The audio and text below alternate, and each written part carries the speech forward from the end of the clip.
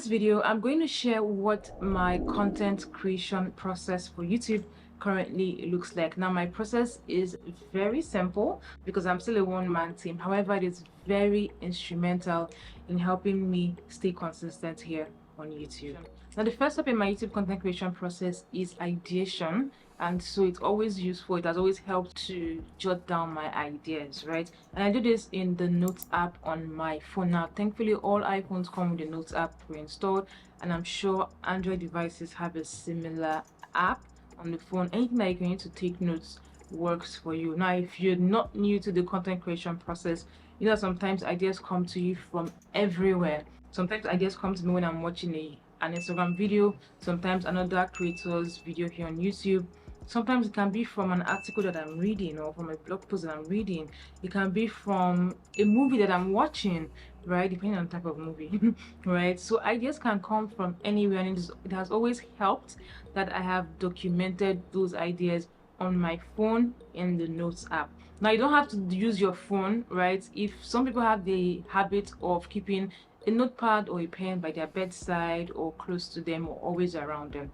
So if you're in the habit of keeping like pen and paper, and you typically will take your notes down on your pen and paper, then you can do that. 8 out of 10 times I have referred back to raw ideas that I have put down on my phone. Now, step 2 or stage 2 is research. There are so many tools that you can use. I have used answerthepublic.com, I have used vidIQ, I have used TubeBuddy, and I have used YouTube itself, right? So for answerthepublic.com, when you put in your keywords, let's say for instance content creation, right, it will show you all that people are searching with those keywords, right? So you can always pull your topic ideas from there because you can see clearly that this is what people are looking for in relation to content creation. So you can do that for other keywords, right, depending on what your channel or your content is about. Now, for vidIQ and TubeBuddy, I use this mainly for YouTube SEO. So maybe when I have created the content and I'm trying to find keywords,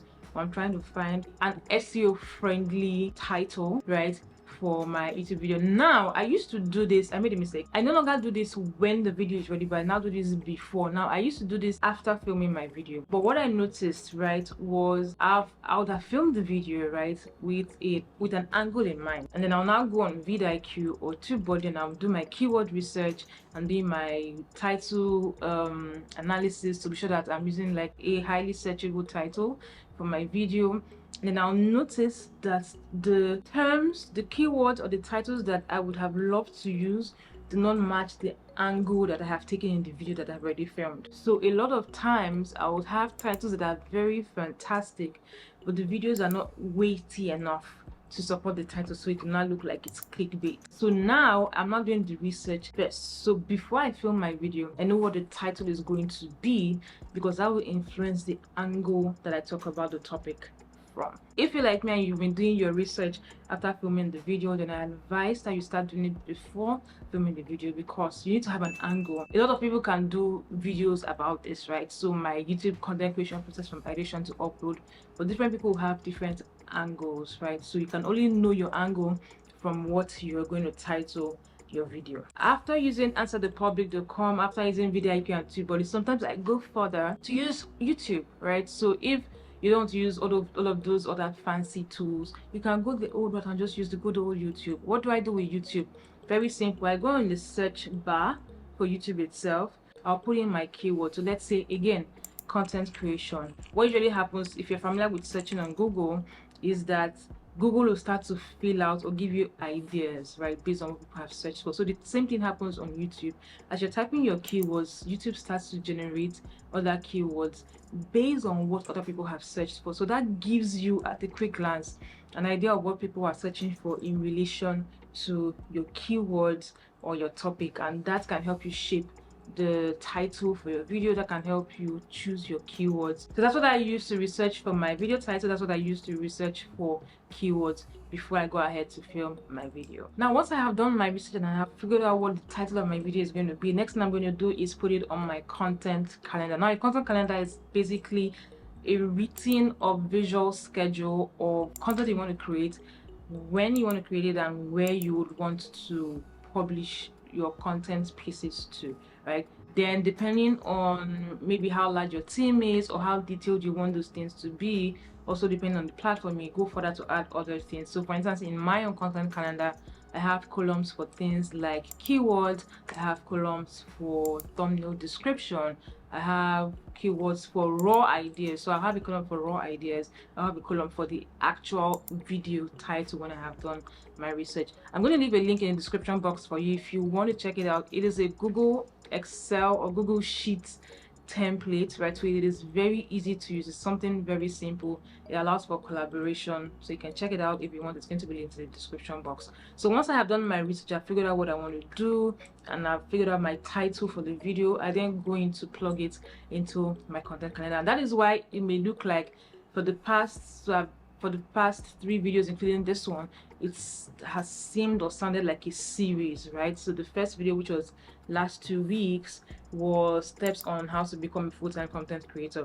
After that, the next video was how to create your rate card, because it makes sense. If you want to become a full-time content creator, you also need a rate card, right? And then now I'm talking about like the YouTube content creation process. So having a content calendar helps you to just keep things organized. Now, I wasn't exposed to using content calendars till 2020, right? Before then, I had been a social media manager in a company, but I did not know a lot about content calendars. So I would post content in the spur of the moment. If I woke up and I felt like posting this particular thing, I'll post it. It was working, right? Because engagement on the platform is one of my most successful platforms, or one of the most successful pages that I have managed in my social media management career before I retired that, right? I no longer do that, unfortunately, right? I remember I grew that page from about 12,000 to 80,000 followers, and it wasn't just followers, the engagement was sweet, right? So that worked right at the time. However, when I now started working at a fintech after or during my master's internship, my graduate internship, I was now exposed to working with a content calendar, which now helps me to have a more structured approach to managing social media. So I've used this for my freelance clients, and I still use that to manage my YouTube channel. So like I said, I'm going to leave it in the description box for you to check out if you want to get that for yourself or for your team. Now, once I have put my video ideas or my titles in my content calendar, the next stage is scripting. Now, I'm going to say that before this year, right, I didn't use to script my videos. So I would have my ideas, right? I would have maybe bullet points, but then the meat of the video, I would freestyle and talk from my head. And it used to be perfect. Like I used to brag about how I was a one-take YouTuber, so I'll just set my camera and I'll know what to say and it will work and blah blah blah and blah, and it was good. However, at a point it stopped being a great idea because there were times where I have finished filming and for whatever reason, maybe the lighting is terrible, I've tried to edit it, it's not working, or the audio is terrible, I've tried to edit it, it's not working, and I have to refilm. Now, because I did not have a script in those moments, what I would say will be different from the first take, and sometimes I'll prefer what I said in the first take. However, the audio, the video is not working in the first take, but the audio or video from the second take is working. So now I have started scripting my videos. Now, of course, I'm not very strict and rigid with my scripting, meaning I still allow for a bit of freestyling. Like now, I have gone off script for some points that I have mentioned. Some of the things I've said in this video are not on the script, but the script is guiding me. So I literally have my laptop here, right? Literally in front of me, opened. For scripting, I use my notes app and I use Google Docs, right? I use one of these two or either of these two simply because they can be uploaded to the cloud, meaning when I finish scripting on Google Docs on my laptop, for instance, and I'm out and I remember something I need to add to my script, I can do that on my phone. So it allows for collaboration, which again is why I built my content calendar template on Google Sheets, right? So my script is right here in front of me. I'm looking at it. So what I do is after I finish filming a point, I'll take a breather, look through my script, be sure that I have said the important things, look through the next point, glance through so that I have an idea of what I want to say, and then now film the next point. That has helped me so much in filming so that I know what I'm saying at all times and I'm not rambling in my videos. Now, once I'm done with that, I move on to filming, which is the final step of my content creation process. Now, something that has helped me greatly is having a dedicated filming day. Again, I did not used to do this. I only started this, I think, last month, right? Prior to this time, I would film whenever I had the urge to, or whenever I felt like.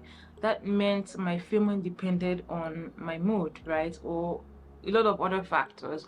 And sometimes I'll cut it too close to my upload days. So my upload days are Fridays.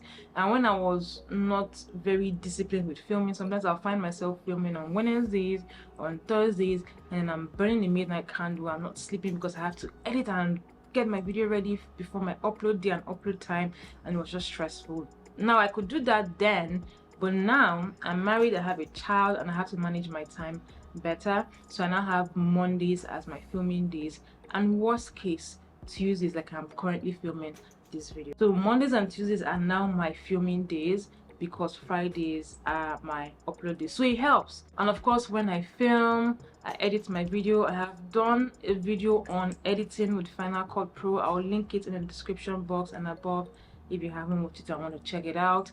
I have also done a video on my filming equipment, although that has slightly changed now that I have a professional camera, so I have to do an updated video on my filming equipment. I'll also most likely do a behind the scenes of filming my YouTube videos so that you see what everything looks like behind the scenes, like from the scripting to the videos and doing the different takes and setting up my lights and all of that. So if you're going to be interested, if you're interested in seeing a video like that, let me know in the comment section. So these are the things that I am doing that is helping me stay consistent on YouTube, right, with my filming and with my uploading and all of that. Like I said, very simple, very minimal, but very instrumental and efficient in making sure that I stay consistent with my YouTube channel.